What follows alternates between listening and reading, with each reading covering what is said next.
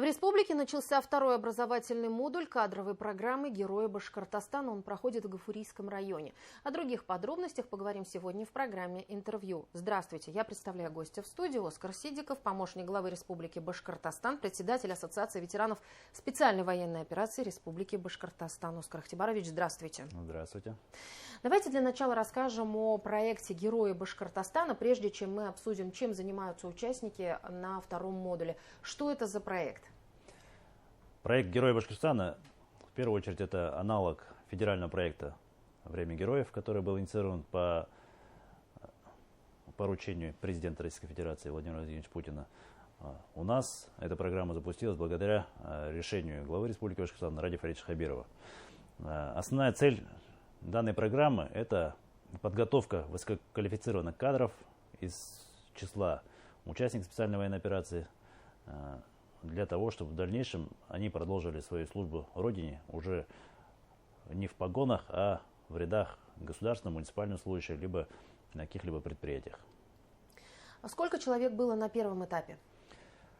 Вообще, тут надо сразу оговориться, наша республика заняла среди таких же регионов, региональных аналогов программы, первое место по количеству заявок. У нас подали заявки на участие более 2000 человек. И из этих 2000 человек выбрали 70 самых лучших, которые сейчас продолжают учебу по данной программе. Очень серьезный отбор. Серьезно. Сколько критериев было? Хотя бы схематично, я понимаю, что вы сейчас все не расскажете. Ну, почему? Расскажу. Сначала, конечно же, анкетирование для того, чтобы понять компетенции участника, который подает заявки. В дальнейшем проводилось эссе. Участники писали эссе для того, чтобы мы могли понимать, насколько глубоко человек мыслит, насколько стратегически он умеет строить планы. Ну и в дальнейшем уже проводилось тестирование для того, чтобы выявить его управленческие компетенции.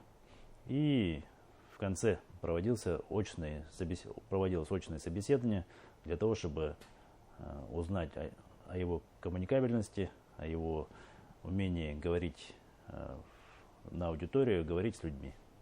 Итак, мы выбрали 70 человек. Расскажите, в чем заключалось обучение на первом модуле? Ну, для начала, наверное, скажем, что всего в программе предусмотрено 4 модуля обучения очных. Между этими 4 модулями еще 3 межмодульных обучения. Это как раз таки работа с наставниками. Первый модуль обучения у нас был предусмотрен изучению государственной и муниципальной службы, то есть познавали азы. А сейчас ребята изучают экономику и бюджет. Но при этом вот вы отметили, что есть еще и межмодульный этап обучения. Это когда участники программы «Герои Башкортостана» со своими наставниками занимаются. Кто наставники, кстати? Вообще, межмодульное обучение – это самый, наверное, основной вид обучения для участников, который дает им больше компетенций и больше навыков и передачу опыта от наставника к наставляемому в этой программе. Выбор наставников происходил не случайно. Изначально все компетенции участников изучались, и исходя из тех его сильных сторон, ему и подбирали соответствующего наставника. Если человек хочет работать у нас по социальным вопросам, то как раз наставником его становился министр труда и социальной защиты, к примеру. Расскажите, сейчас на втором модуле вы уже схематично отметили о том, что там будет экономика, финансы. Кто преподает именно на этом этапе? Кто учителя для того, чтобы получить знания? Во всех модулях у нас преподавателями выступают наши сильные преподаватели БАКСУ. Они дают основы, азы. И все это преподается не просто в лекционной форме, а как бы смешанием разных стилей обучения. Плюс это и накладывается на эмоциональный контекст, поэтому немного отличается от того, что мы привыкли видеть у студентов или у школьников. То есть тот знания и сразу закрепляется практикой. Вот это самый максимальный плюс, который можно сделать. Оскар Ихтибарович, я правильно понимаю, что участники программы не просто вот проходят обучение, да, как-то с наставником общаются, но тут же свои знания применяют на практике и межмодулями, и в процессе. То есть они уже задействованы в жизни республики? Действительно, так и есть. В межмодуле как раз-таки вся основная их работа и все основное обучение полностью возлагается на плечи наставника, который мало того, что делится своим опытом, но также он сразу же дает задания для того, чтобы обучаемый, участник нашей программы мог не просто получать знания, а эти знания уже уметь применять в той или иной сфере деятельности нашей республики. Предстоит еще 2 модуля обучения. Расскажите, достаточно кратко, что там будет, какие направления? Ну, если судить по программе «Время героев», в которой я прохожу участие, у нас 3-й модуль был посвящен искусственному интеллекту и его интеграции в государственную службу. Ну, я тут предполагаю, скорее всего, у наших ребят тоже самое будет. Очень интересный модуль, очень много нового узнается, поэтому нашим ребятам только удачи в этом направлении. Какие задачи вот стоят именно перед участниками проекта «Герои Башкортостана»? Вот именно сейчас, когда мы уже начали реализовывать этот проект, когда ребята уже принимают участие в жизни республики? Тут, наверное, самое главное сказать ребятам, чтобы каждый оценивал свои сильные стороны, так как эта программа только на это и направлена, для того, чтобы не подтягивать их минусы к плюсам, а наоборот усиливать их сильные стороны. И исходя из этого, как раз таки, как я уже сказал, выбирались наставники, то есть его компетенции должны быть увеличены в разы для того, чтобы принести максимальную пользу для нашей республики и для всей страны.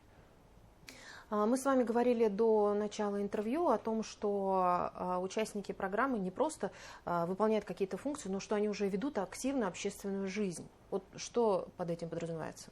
В общественной жизни наши ребята вовлеклись и до начала программы, а с ее началом они в разы увеличили свое участие, так как у них повысились и навыки, и знания. То есть те самые азы, которые им давались, они теперь применяют для того, чтобы активно принимать участие в социальных проектах, в общественной жизни нашей республики, участвовать в акциях.